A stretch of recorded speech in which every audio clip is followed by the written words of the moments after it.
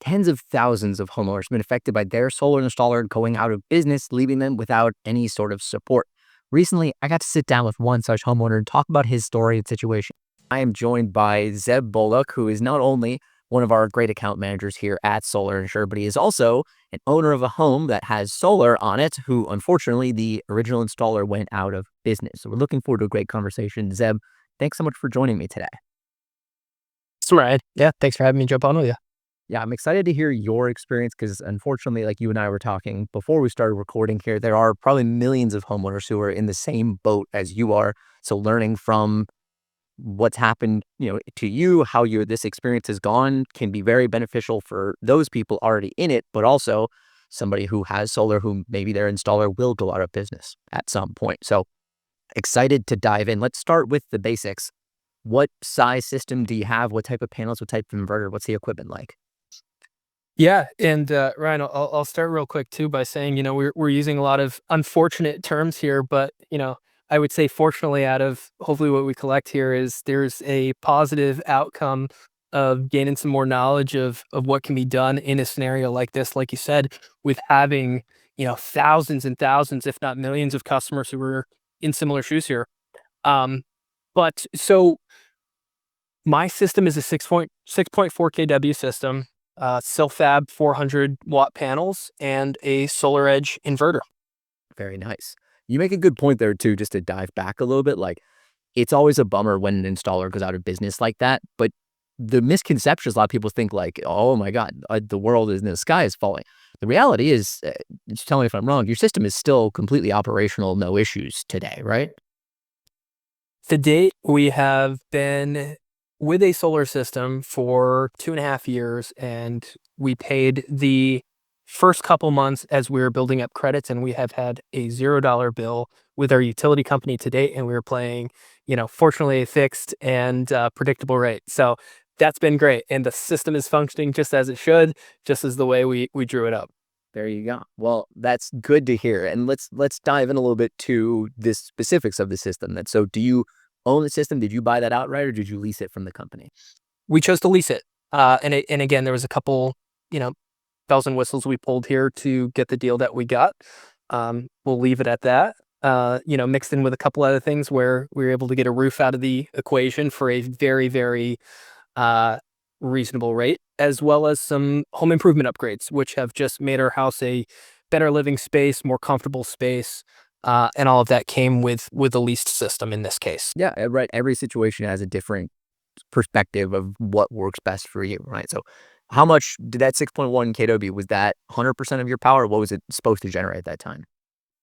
Yeah, so it was targeted to produce a little over. We were expected to actually use a little bit more, and I wanted to design it where it was, if anything, maybe slightly a little less, understanding that, solar is always supplemental.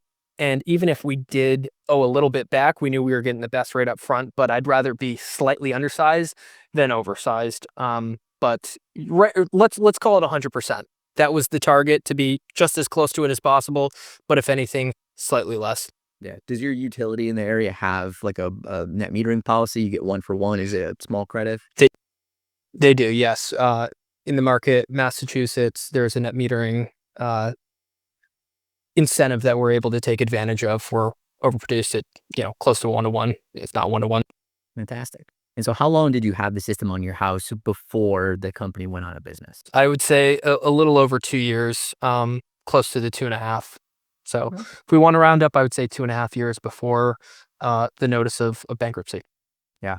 And so tell me about that notice of bankruptcy. When that happens, did you get a call? Did you get an email? Like, how do you find out about that? So I got a call from a former colleague Mhm. that said, "Hey, Zeb, here's the news. Here's what's going on. Not sure if you knew, but I found out 6 minutes ago that this is what's happening with the company." Months later, I received the official bankruptcy note, which, if you haven't seen one before, and I'm not sure if this is status quo, but it's a legal document which comes with a lot of legal jargon where I think I'm a well-versed guy, I'm a smart guy, but trying to decipher a legal document, forget about it. Chapter 11 notice to be, taken to the Southern Bankruptcy Court of Southern Texas. Jeez. That's And what I got. like what kind of information was from what you could decipher, right? Did it say, obviously bankruptcy, but like here's your next steps, here's like what you should do? Does it, No, so I take this at face value. Of course, knowing what I knew or knowing how to decipher the note, there wasn't any deliberate next steps within the document other than informing me that the company that installed my system and their name was the company that filed bankruptcy. So I was notified that it was that company, but there was no next steps on actions that I need to take, what the company is doing, who could be or who could potentially be purchasing the assets or name of the company if it goes to new ownership, what the restructuring could potentially look like. Um, that was all diagnosed just from what I know and how the outcome could transpire, Mhm. but nothing that tells me as a homeowner of a system, Zeb, here's what you need to do. Look out for next steps on these dates. Wow. Here's what could come. No, because I imagine the biggest concern there, obviously, especially as a homeowner of leases, I think of two things off the top of my head. It's number one, your payments, what happens there, and number two, the maintenance, right? So, what happened in both of those cases? Yeah, fortunately, the payment might have been delayed 1 month, but carried on per usual. Delivered by the same name of the company, same way it always been delivered. Uh, Letter in the mail as well as a direct ACH payment from my bank account. So nothing, changed optimally there or ultimately there at the end. And fortunately, at this point, we've got a well functioning system where we have not had service happen to the house. But again, it does make us consider, at this point, if something were to happen at or to the system, how would it be serviced? We don't have a baseline we can go off of based on the previous 2.5 years to say this is what we had. We liked it. We didn't like it. So again, we have had a great scenario where it's worked as it should, you know, hopefully fingers crossed it stays that way, but no baseline to, like I said, compare to. Yeah, and so many homeowners are probably in the exact same situation as you, where it's you get this notice and there's nothing wrong with your system actively. Does having this notice now that the company is not kind of around make you as a homeowner like more preemptively checking your monitoring apps more often just to like make sure it's going well? I'm checking my bill all the time. Naturally, just being in the space, um, being a nerd when it comes to my usage, I'm the guy that says shut off every single light in the house if we're not using it. Um, I'm checking the SolarEdge app every single day. But of course, during the winter time in New England, it's a different thing where checking it every day isn't the most beneficial thing to do. But You make yourself def- panic real fast. definitely more cognizant of it. And of course, every time the national grid utility bill comes in every single month, it is let's make sure it's still at zero. And when it comes in and it says zero, we're happy. There you go. And have you thought at all about like should something go wrong? What's your plan? And have you contacted companies in the area to see like do they take new business or what's been the thought there? Yeah, fortunately, a lot of positive outcomes in that question. I've called into the customer care of this company, and they're still active. Right? I wasn't on the phone for, hours. I wasn't on the phone for 30 minutes. I think I got a customer care rep in under 5 minutes that notified me of next steps. They're still there, which could I say that about the rest of the industry? Probably not. Right. And of course, in our career paths, in our industry, we're hearing a lot of notes that this is something that installers everywhere are looking to pick up. So, um, whether it's a next phone call, if something were to happen to the company that installed the system on my roof and say, "Hey, is there anything you can do?" I'm confident that there's a good outcome in the worst case scenario that something does happen to the system at this point. Zeb, so what information, tips, pro tips, anything would you leave to a homeowner who's maybe already in your situation right now, or somebody who has a regular install and is concerned that this might happen at some point to their installer, it could go out of business? Like, what would you tell them?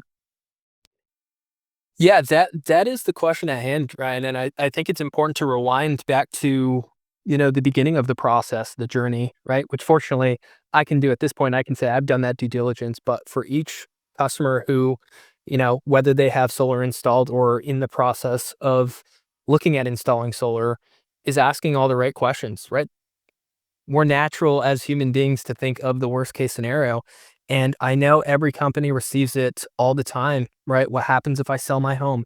And the big question, what happens if your company goes out of business?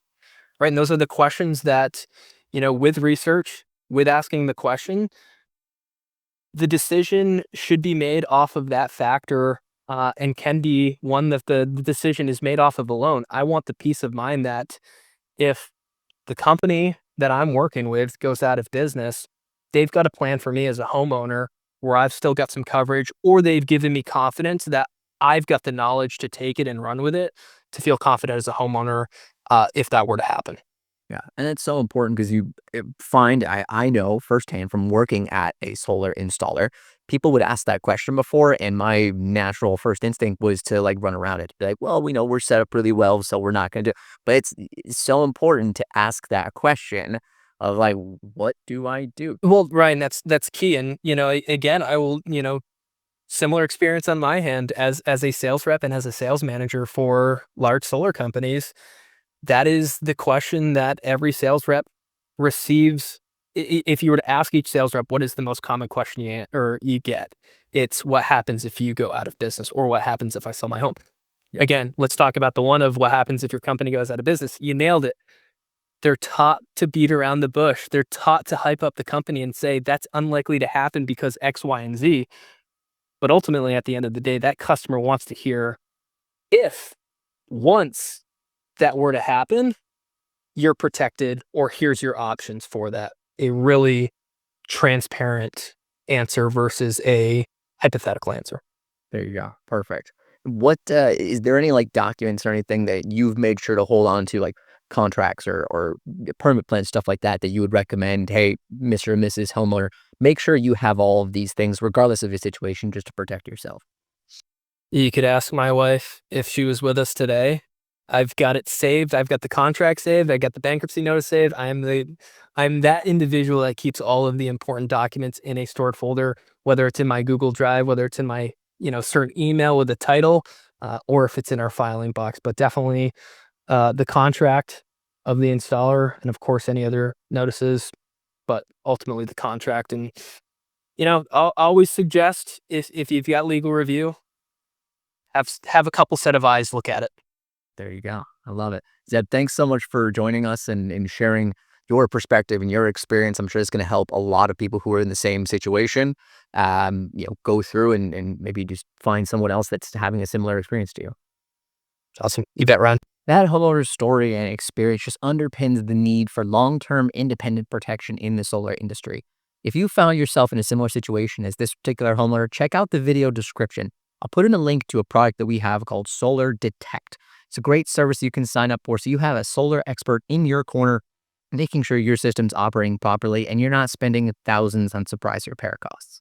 Thanks for watching. Make sure you like the video, subscribe to the channel if you found this helpful, and we'll catch you in the next one.